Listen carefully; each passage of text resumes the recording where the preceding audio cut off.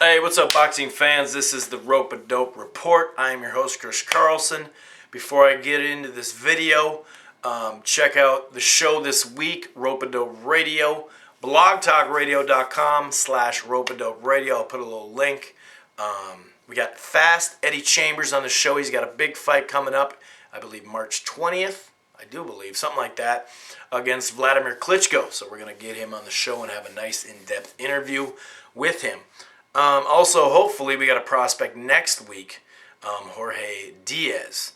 We've had several prospects on the show. Make sure you check them out. You can always check them on demand. You don't even have to listen to it live at, Rope-A-Dope Radio. Anyway, I'll shut up on that. Let's get to the subject. A lot of my subscribers have sent me message after message, comment after comment, wanting to know my take on the Pacquiao-Floyd thing, okay? Now, I saw a lot of great videos on this subject, and I love when YouTube, the community, if it is a community, a lot of times we're against each other, or, a lot of haters out there, but I love when people, this is what I'm on here for, YouTube, for this exact subject, this type of subject.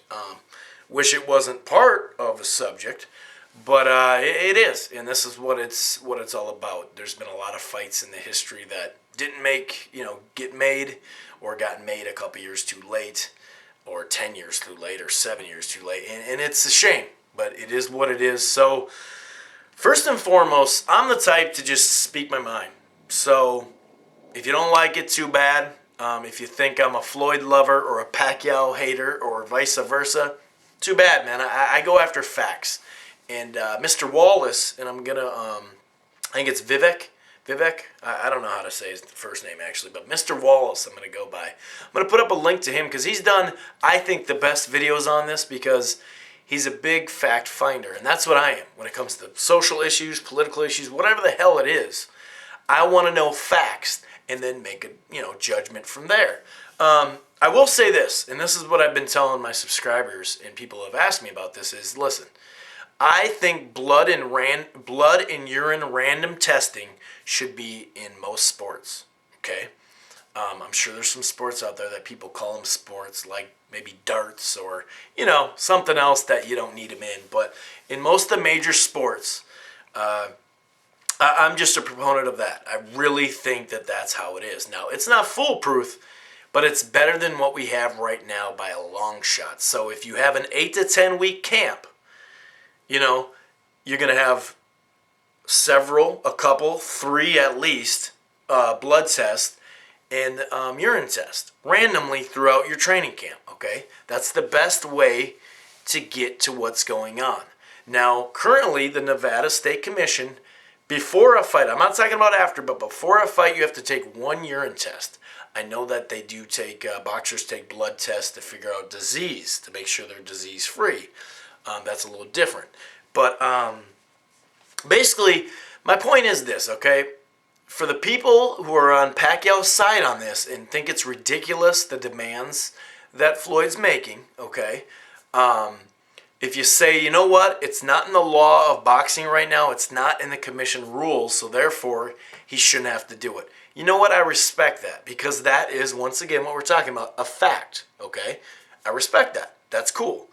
But for those same people who say Floyd's coming out of left field with this, or anybody's coming out of left field with this in any sports, and you think that the commission, all of a sudden the Nevada State Athletic Commission is legit, and we should just trust them, well, that's nonsense too. I mean, I'm going to disagree with you, because there's no way you can tell me with tests before the fight, 1 urine test before the fight we're talking about, is all you get, okay? And I can't remember right now, so I'm not going to say either or, if it's scheduled or non-scheduled, or random or not, but just 1 test before is not sufficient.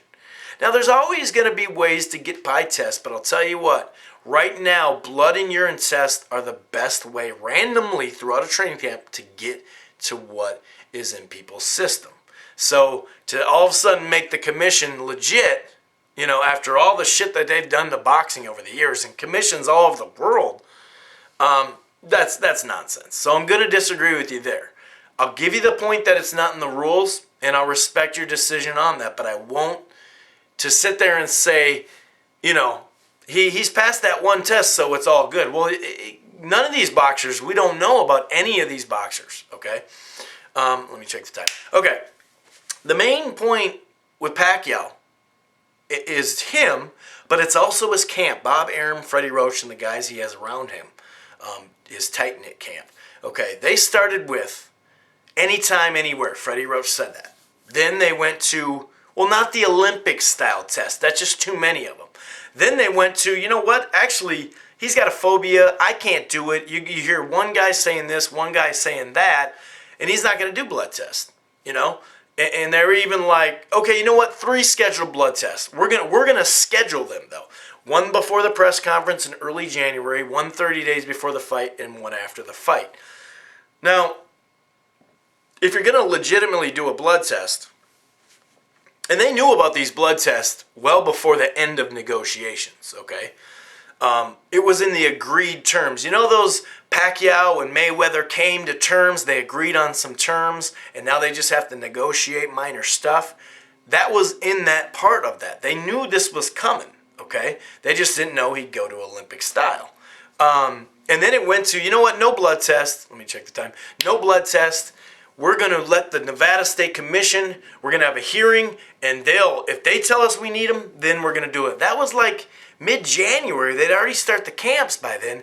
That didn't make sense either. Jumping all around. At the end of the day, Freddie Roach, as of last Friday, did say Pacquiao needs 3 to 4 days to recover from this blood test, mentally and physically. So the Pacquiao side got down to 24 days when push came to shove, okay? Now let's look at Floyd's style. And remember, this is negotiation. So it's just like buying a used car. You know, you start high to get to where you want, in a middle ground, hopefully. Olympic-style testing, way up here, right? They didn't expect that. That's probably what they're like, what? No. And I understand that, you know? Okay, whatever. Then he went, okay, Olympic-style testing all the way up into the fight. Let me check the time. All the way up to the fight, okay.